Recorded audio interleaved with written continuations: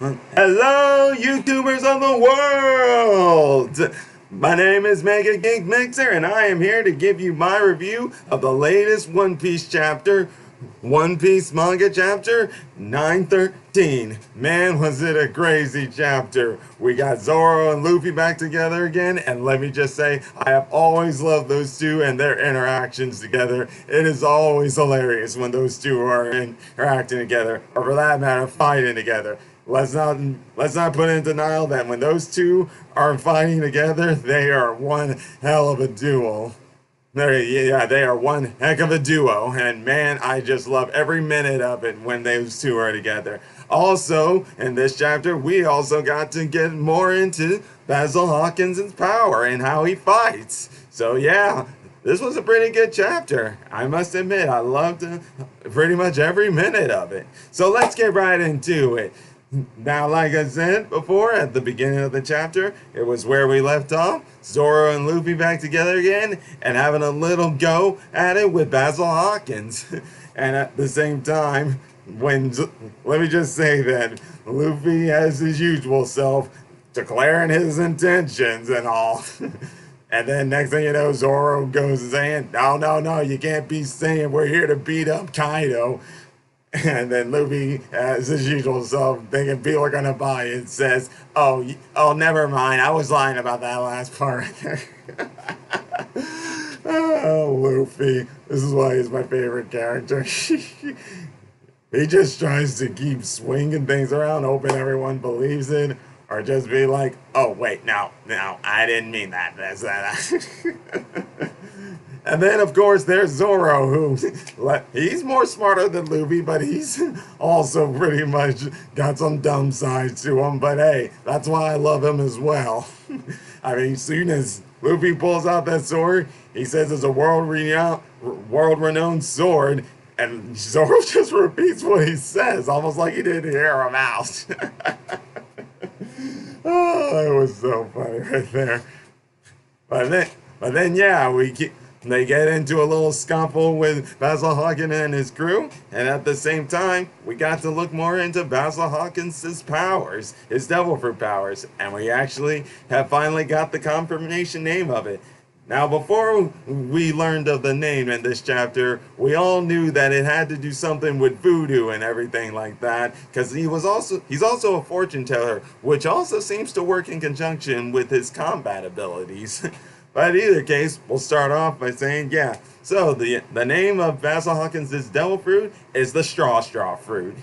And basically, he's able to make straws and conjunctions of anything he wants, such as when Luffy threw that big lizard that tried to bite him and threw him straight at Basil Hawkins. All he did was transform his sword into straws to block off the attack. And once again, we also got to see how he's able to use his voodoo power, his straw powers, and make voodoo dolls that latch on to it, that are inside of him, and they latch on to his subordinates in case he takes damage. Instead, they're the unfortunate ones who take the damage too. Now, we saw this back when he fought Kizuru, and we know there's a limitation on how many voodoos he has. Like, if he runs out of them, he's just as vulnerable as anybody else to any of that damage and all that.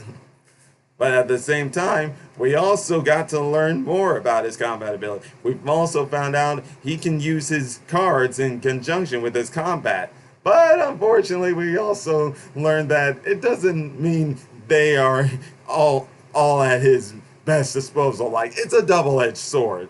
Like, if he draws a card and saying something about, like, okay, so like he drew one card that made one of his subordinates attack another. And and then he also had one that was actually pretty helpful. It helped him go after the Straw Hats but before that, he also drew one that showed that that Luffy and Zoro will have some help getting out of the place. Yeah, which is what happened. That fiery dog that Luffy was riding on, that had his friend. I forget her name. Yeah, but I'm pretty sure I'll remember her somewhere down the line in my other future reviews, because I'm sure we're gonna be still seeing more of this girl anyway.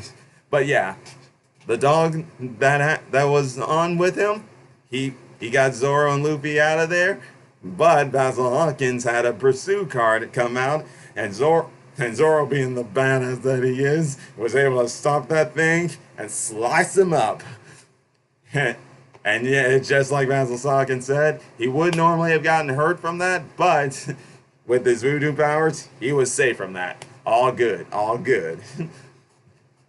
And while they made their escape, we also were introduced to a new character, a Saru, who actually seemed to help Zoro out before we saw him.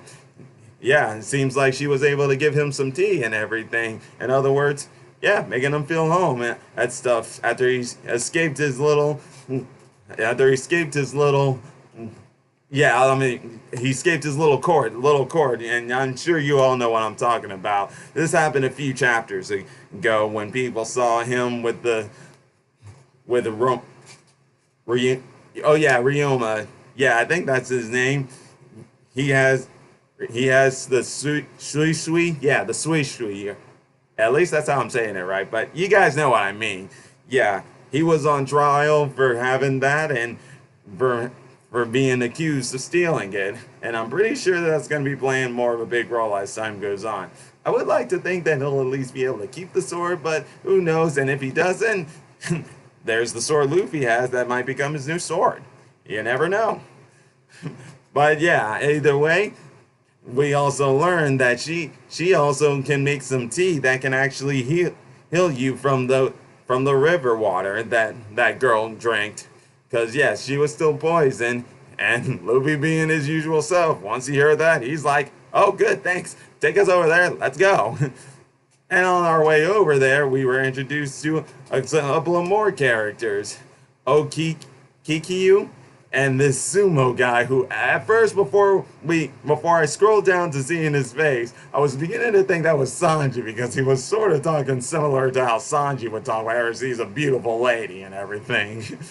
And man, that was just funny. But we also got to be introduced to the fact that we got some sumo wrestlers out there in the Wano country, and I would like to see some sumo wrestlers in the future battle in the Wano arc, because that'll be awesome. Heck, I mean, we got ninjas, we got samurais, and then we got sumo wrestlers. Man, they are not taking anything away from this arc. This is turning into be one heck of a setup to some things we can look forward to in the future of the Wano country arc. Yes, and I'm loving it all. But either case, as we saw, she's rejecting him, and he's like, oh, come on, lady, I've got it all. But then, of course, as a Saru comes in, she's completely ignoring him and being happy that she's back and getting the update on what she needs to do. And at the ending of the chapter, we see Trafalgar Law's crew, the Heart Pirates. Yeah, the Heart Pirates are back in town. And let me just say, Bippo, with that knot on the top of his hair and everything, he just looks so funny and cute. Like that, I can't help but just smile when I saw that. It was hilariously, and I just love the way he's dressed. It is funny. But at the same time, they're also wondering, should they let themselves be known, considering the Straw Hats are known to always cause trouble. I mean, especially Luffy and Zoro, you know those two. Always looking for a fight, or always just looking to scuffle with somebody.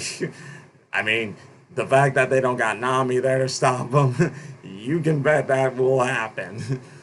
So that's all for today in the chapter, and sadly, from what I saw, even though we got back with this chapter after a break from last week, it seems like we're going to be taking another break this week. I really hope not. I really hope like they'll find a way to work through that. But even if they don't, that's cool. I guess I'll find a way to occupy myself.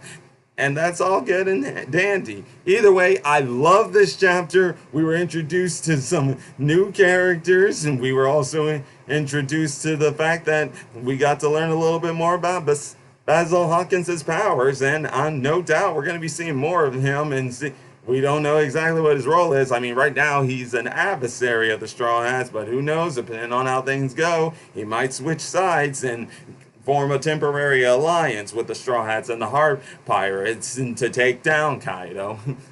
But also, we also got a few foreshadowings of maybe seeing some sumo wrestlers play a role in this and have a few battles with some of the Beast Pirate crew. So, and I will not deny, I would love to see that. I don't know. I mean, we don't know the Beast Pirate crew characters too much. We know about Jax, we know about Kaido, and then we know about some gifters and all that. But that's all we pretty much know about them right now. But no doubt, if if they're introducing a sumo wrestler, he's got to play a role, and and it'd be great if he can fight it somewhere and down in that future there. Yeah, I won't lie. I bet it'll be really awesome and hilarious to see. But either way, that's it for today on One Piece Manga Chapter 113. Great chapter. I loved it. I give it a 4 out of 5 stars. It was awesome. There was not too... I didn't have really much complaints about anything. It was a good setup chapter. Very entertaining. And we'll just see where it goes from there. Until then, everybody have a good day or a good night, because it's still nighttime over here. Yeah, it's like 4 o'clock over here or something, but it doesn't matter. You all have a great day, and I'll see you next time on the next episode of Mega Geek Mixer. Have a good night. Bye.